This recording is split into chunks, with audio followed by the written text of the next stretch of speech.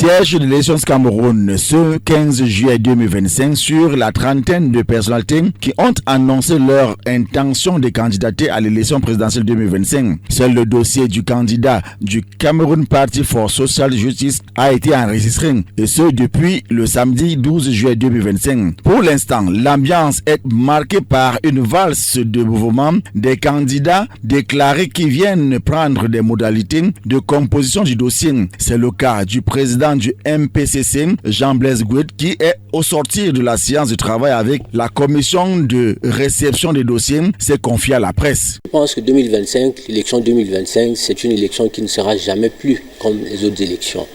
Voilà, c'est une élection qui verra forcément au bout un homme nouveau. Et ce troisième président, je le suis. Le président Biya est candidat, certes.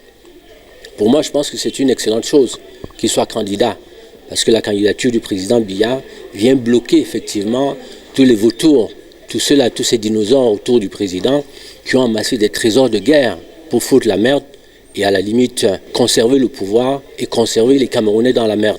Les chiffres semblent se corser avec une forte affluence des candidatures indépendantes. Dans la foulée, Chantal Roger-Tuile, journaliste, est venue retirer les fiches pour signature. Un des chapitres de cette élection, c'est les fiches pour les candidatures indépendantes. Il faut en avoir pour 300 signatures. Donc ce matin, il s'agissait pour Debout le Cameroun, le parti politique dont je suis le président, légalisé en 2015, de consacrer à cet usage. Nous venons donc de retirer ces fiches.